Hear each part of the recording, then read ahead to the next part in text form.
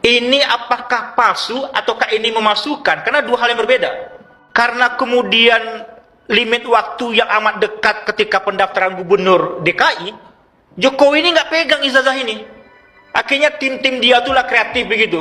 Aslinya ini yang tidak ketemu.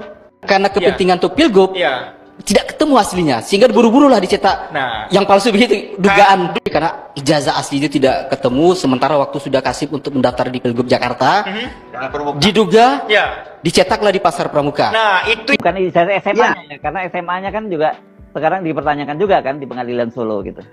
Ya, tapi dibikin di situ juga. Oh, SMA-nya juga? Iya, dibikin sama orang dua itu. Oh, oke. Jadi bukan hanya sarjananya ya. Jadi ini SMA-nya juga ya. Iya, semua. Jadi betul UGM sudah klarifikasi. Nggak mungkinlah sekelas UGM dia berani quote and quote melacurkan diri untuk kemudian mengatakan bahwa itu adalah palsu.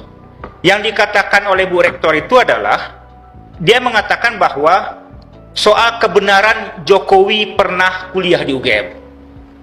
Tapi yang tidak pernah dilakukan oleh UGM itu adalah dia mengambil ijazah yang ada di tangan Jokowi, lalu kemudian dia nilai begitu. Ini apakah palsu ataukah ini memasukkan? Karena dua hal yang berbeda.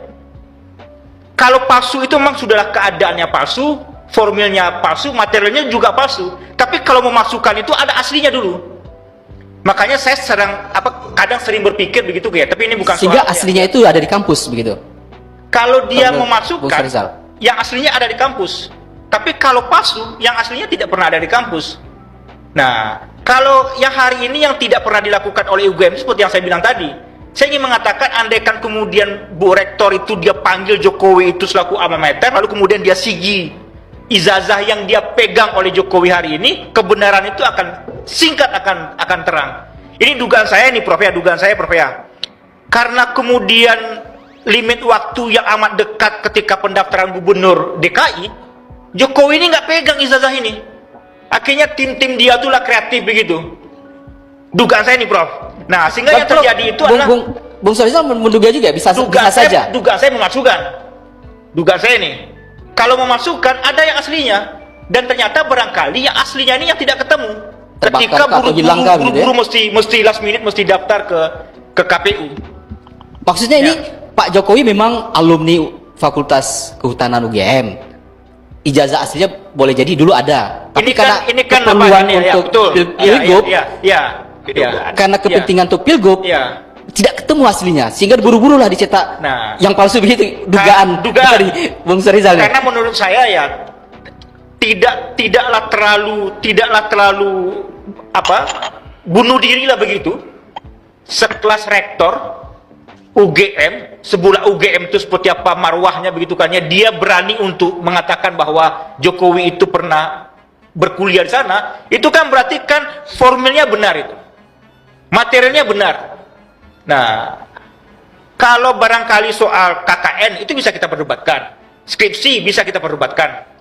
Nah, ijazah itu adalah produk pejabat tata usaha negara. Itu mesti didudukkan satu dulu.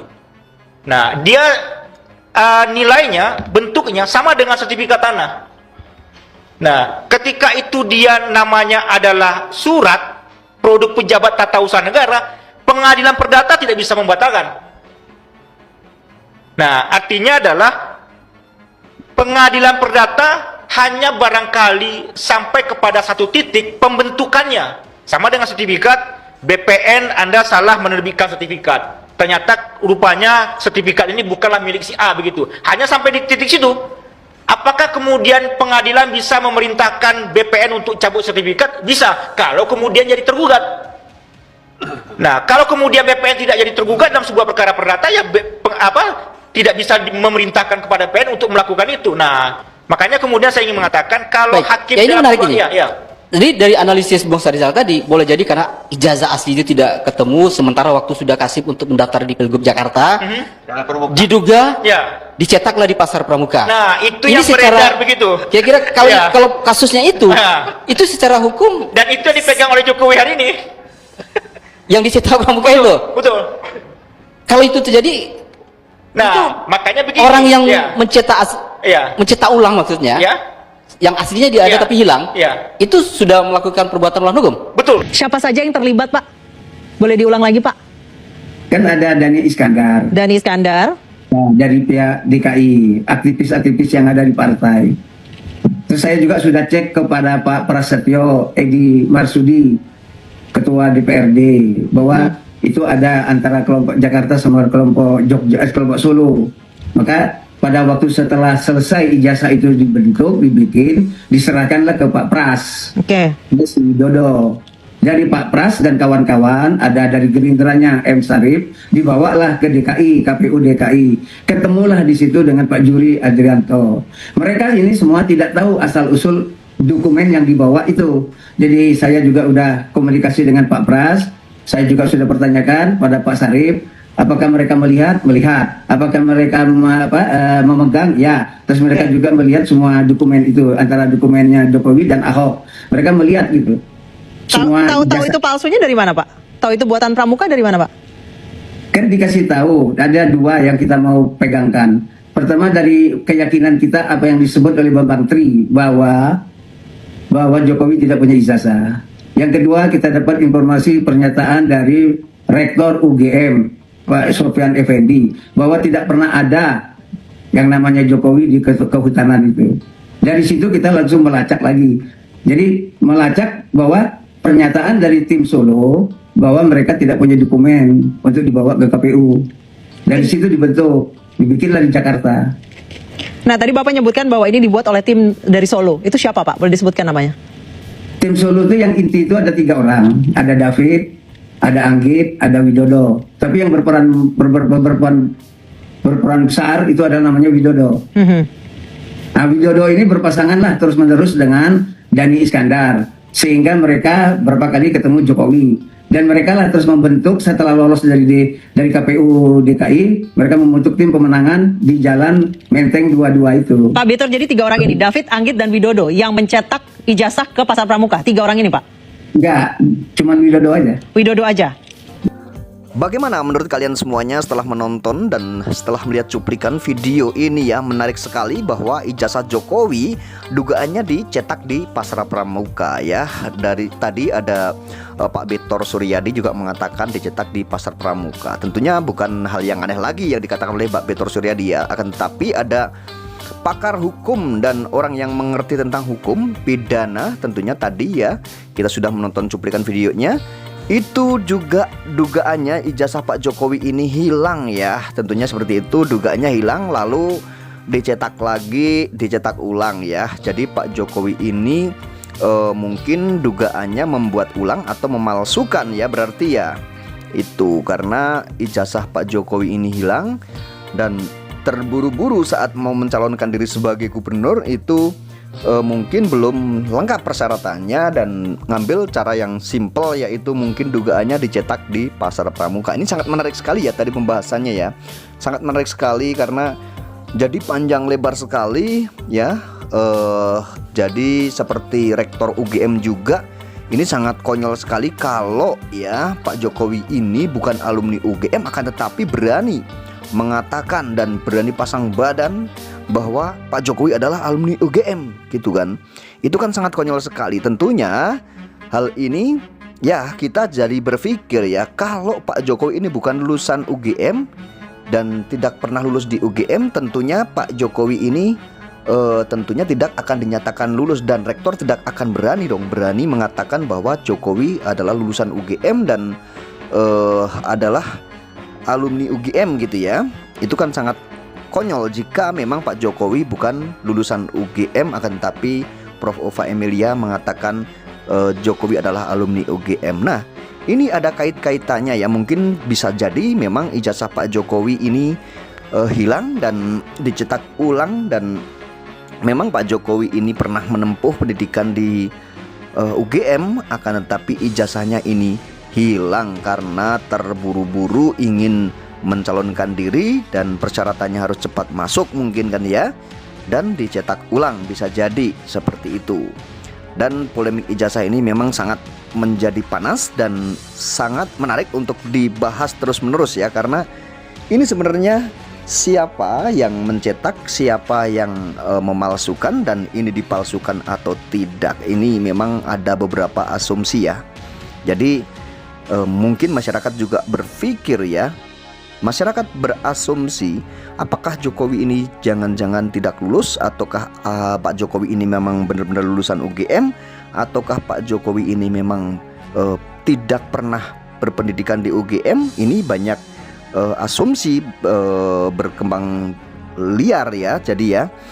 Jadi banyak sekali dugaan-dugaan yang muncul di masyarakat ya. Jangan-jangan Pak Jokowi ini memang bukan alumni UGM, akan tetapi membuat ijazah palsunya. Dugaannya seperti itu. Jangan-jangan memang Pak Jokowi ini alumni UGM, akan tetapi ijazahnya hilang lalu dicetak ulang. Atau jangan-jangan Pak Jokowi ini memang pernah kuliah di UGM, akan tetapi cuman menempuh sarjana muda saja dan lalu membuat ulang juga gitu ya, membuat ijazah yang baru ya. Jadi seperti sarjana gitu ya, sarjana S1 gitu ya teman-teman. Tetapi tadi juga ada pernyataan Victor Suryadi bahwa sebenarnya yang dicetak ulang itu dari ijazah SMA sampai ke sarjana itu dicetak ulang atau dibuat di pasar pramuka, katanya seperti itu. Nah, ini mana yang benar? Tentunya masyarakat saat ini benar-benar dibikin bingung ya. Dibikin bingung dengan isu-isu ini ya. Karena sebenarnya ini sangat mudah sekali untuk menyelesaikannya ya. Sangat mudah sekali, akan tetapi tidak mau menyelesaikan hal ini karena memang tidak tahu kenapa ya. Kok Pak Jokowi tidak mau menyelesaikan hal ini, padahal asumsi masyarakat ini benar-benar berkembang liar. Apakah iya masyarakat ini dibikin kayak gini ya? Ini Pak Jokowi sendiri yang membuat seperti ini. Kenapa Pak Jokowi ini bisa seperti ini? Ya, kita tidak tahu tujuannya apa Pak Jokowi ini membuat masyarakatnya gaduh seperti ini. Masyarakat berpikir Pak Jokowi jangan-jangan apakah punya ijazah asli atau tidak, atau benar yang dikatakan orang-orang itu bahwa ijazah Pak Jokowi ini palsu, atau Pak Jokowi ini sebenarnya tidak pernah kuliah, atau Pak Jokowi ini sebenarnya mencetak ulang si ijazahnya, atau Pak Jokowi ini sebenarnya memalsukan ijazahnya. Ini masyarakat ini dibikin ya, dibikin oleh Pak Jokowi ini berpikir dan membuat PR untuk masyarakat ya, agar masyarakat ini berpikir Pak Jokowi ini seperti apa sebenarnya.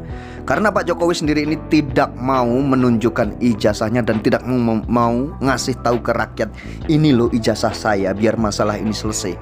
Ini Pak Jokowi ini tidak mau hal itu dilakukan ya, tidak mau melakukan hal itu karena kita juga tidak tahu Pak Jokowi ini sebenarnya maunya seperti apa. Padahal Pak Jokowi ini sangat mudah sekali untuk menunjukkan ijazahnya. Padahal Pak Jokowi ini adalah pejabat publik ya, mantan pejabat publik, mantan presiden, yang seharusnya itu hak rakyat ini dipenuhi, agar rakyat ini tahu dan agar pertanyaan rakyat ini bisa terjawab dengan mudah gitu ya. Tapi tidak ya teman-teman, tidak mau menunjukkan dan hingga saat ini malah membuat gaduh masyarakatnya. Coba Pak Jokowi ini kalau memang negarawan ya, rangkul rakyatnya, bikin damai masyarakatnya. Jangan sampai dihadapkan dengan permasalahan yang seperti ini, jadi saling berhadap-hadapan ya. Kita tahu semua ya. Jadi orang yang pro dengan Pak Jokowi dan orang yang kontra dengan Pak Jokowi ini saling beradu argumentasi terus setiap hari-harinya, mau di media sosial, mau di dunia nyata ya. Itu pun selalu dihadap-hadapkan hal yang seperti itu, walaupun memang tidak terjadi keonaran, akan tetapi ini anak bangsa jadinya terpecah belah ya. Jadi terpecah belah. Memang benar ini adalah negara demokrasi dan dilindungi oleh undang-undang, akan tetapi kita kalau disuguhin dengan hal-hal yang seperti ini terus-menerus, tentunya ini bukan mencerdaskan masyarakat, akan tetapi ini akan semakin menjadi bingung masyarakat. Memang benar saat ini masyarakat jadi cerdasnya, yaitu karena kita bisa belajar hukum. Oh, ternyata kita setelah mencermati para kuasa hukum Pak Jokowi, kuasa hukum Roy Suryo dan kawan-kawan, itu kita mungkin bisa belajar sedikit demi sedikit, memang bisa mengambil hikmahnya dari itu. Dan ada beberapa hikmah juga yang kita ambil, yaitu kehati-hatian KPU nanti di masa mendatang saat ada pencalonan diri sebagai pejabat publik, atau mungkin saat pilpres atau pilkada, atau mungkin ada acara-acara atau ada agenda-agenda yang tentunya menyangkut tentang pejabat publik yang diharuskan atau diwajibkan membawa atau mencapai persyaratan ya, yang persyaratannya itu memang harus sesuai dengan prosedural ya, tentunya nanti akan menjadi sebuah kehati-hatian KPU tentunya seperti itu. Oke, terima kasih banyak yang sudah menonton video ini. Terima kasih. Assalamualaikum warahmatullahi wabarakatuh.